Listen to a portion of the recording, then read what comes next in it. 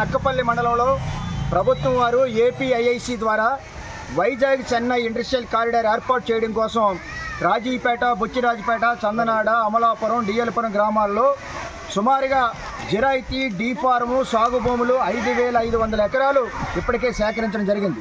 ఈ సేకరించినటువంటి భూముల్లో 2,200 ఎకరాలు బల్క్ డ్రగ్స్ కంపెనీలకి కేటాయింపులు చేయడం జరిగింది.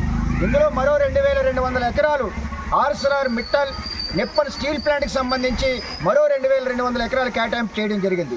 అలాగే ఈ నెల 3వ తేదీన రాష్ట్ర మంత్రివర్గం 230 ఎకరాలు మిట్టల్ పోర్టు కోసం డిఎల్పురంలో కేటాయింపులు చేస్తూ సుమారుగా 2.9 కిలోమీటర్లు సముద్ర తీరాన్ని ఆర్సెలర్ మిట్టల్ పోర్టు కోసం కేటాయింపు చేయడం జరిగింది.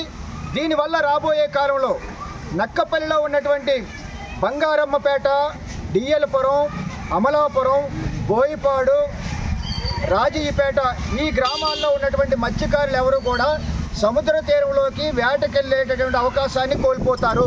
ఎందుకంటే రాష్ట్ర కేబినెట్ నిర్ణయించినటువంటి నిర్ణయం, మిట్టలకు ఇచ్చినటువంటి అనుమతులు క్యాప్టివ్ పోర్ట్ అంటే ఏ పరిశ్రమ అయితే తమ అవసరాల కోసం పోర్ట్ ఏర్పాటు చేసుకుంటుందో ఆ పోర్టు మీద 100% వాళ్ళ యొక్క అజమాయిషీ ఉంటుంది.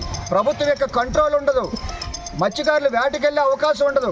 కాబట్టి ఈ రకంగా రాజీపేట నుంచి పెంటకోట వరకు ఉన్నటువంటి ఈ గ్రామాల్లో సుమారుగా 30,000 మంది మత్స్యకారులు ఉపాధి కోల్పోయేటటువంటి ప్రమాదం ఉంది. కాబట్టి ఈ నెల 3వ తేదీన రాష్ట్ర కేబినెట్ ఆర్సెలర్ మిట్టల్కి పోర్టు ఏర్పాటు చేసుకోవడం కోసం ఇచ్చినటువంటి అనుమతుల్ని వెంటనే రద్దు చేయాలని చెప్పేసి మేము డిమాండ్ చేస్తూ ఉన్నాం. రాష్ట్ర ప్రభుత్వం చట్టాలను ఉల్లంఘించి ప్రజల యొక్క అభిప్రాయాల్ని, మత్స్యకారుల యొక్క మనోభావాల్ని ఏమీ కూడా పరిగణలోకి తీసుకోకుండా ఏకపక్షంగా ఈ నిర్ణయం తీసుకుంది. ఇది 100% తప్పు. ఈ నిర్ణయాన్ని మేము వ్యతిరేకిస్తూ ఉన్నాం. ప్రభుత్వం వెంటనే ఆ నిర్ణయాన్ని వెనక్కి తీసుకోవాలని చెప్పేసి మేము డిమాండ్ చేస్తూ ఉన్నాం.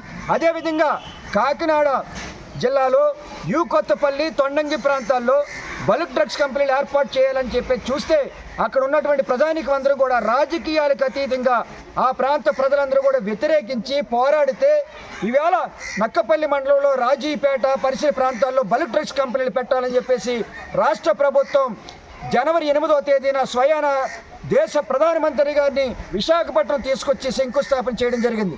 అంటే కాకినాడ జిల్లాలో కొత్తపల్లి, తొండంగి ప్రాంతాల్లో ఆ ప్రజలు వ్యతిరేకిస్తే అక్కడ రద్దు చేసి నక్కపల్లి మండలంలో రాజీపేట ప్రాంతంలో పెట్టడం అంటే రాజీపేట ప్రాంతాన్ని మీరు ఏం చేయదలుచుకున్నారు? ఇక్కడ మత్స్యకారులు ఈ గ్రామంలో నివసిస్తున్నటువంటి ప్రజల్ని మీరు ఏం చేయదలుచుకున్నారు? అంటే ఇక్కడ ప్రజలు కాదా? వీళ్ళు బ్రతకాల్సిన అవసరం లేదా? వీళ్ళు ఉపాధి కోల్పోయినా, వీళ్ళు అనారోగ్యాలు బారిన పడినా మీరేమీ పట్టించుకోరా అని చెప్పేసి మేము ఇవాళ ప్రభుత్వాన్ని అడుగుతూ ఉన్నాం. కాబట్టి వెంటనే ప్రజల ప్రాణాలకి, ప్రజల ఆరోగ్యాలకి, పర్యావరణానికి, మత్స్యకారుల ఉపాధికి నష్టం కలిగిస్తున్నటువంటి బల్క్ డ్రగ్స్ కంపెనీలు వెంటనే రద్దు చేయాలని చెప్పేసి ఈ సందర్భంగా డిమాండ్ చేస్తూ ఉన్నాం. ఎంత అన్యాయం అంటే రాజీపేట చుట్టూ ఉన్నటువంటి భూములు తీసుకున్నారు. రాజీపేటను ఆనుకొని ఇవాళ వాళ్ళు అలైన్మెంట్లో చూస్తే గోడ కడతారు, రోడ్లు వేస్తూ ఉన్నారు. మరి ఈ రకంగా గోడ కట్టి రోడ్లు వేస్తే రాజీపేట గ్రామంలో ఉన్నటువంటి మత్స్యకారులు కానీ ఇతర ప్రజలు కానీ ఎక్కడికి వెళ్ళి ఎలా జీవిస్తారు? కాబట్టి వీళ్ళందరూ కూడా జీవితాలు కోల్పోతారు. కాబట్టి రాష్ట్ర ప్రభుత్వం వెంటనే బల్క్ డ్రగ్స్ కంపెనీలు పెట్టేటువంటి ఆలోచన విరమించుకోవాలని చెప్పేసి ఈ సందర్భంగా డిమాండ్ చేస్తూ ఉన్నాం. లేకపోతే భవిష్యత్తులో పెద్ద ఎత్తున పోరాటం చేస్తామని చెప్పేసి ఈ సందర్భంగా తెలియజేస్తూ ఉన్నాం. ఇంకొక కారణం ఏంటంటే రాష్ట్ర ప్రభుత్వం చట్టాలను అసలు పరిగణలో తీసుకోలేదు.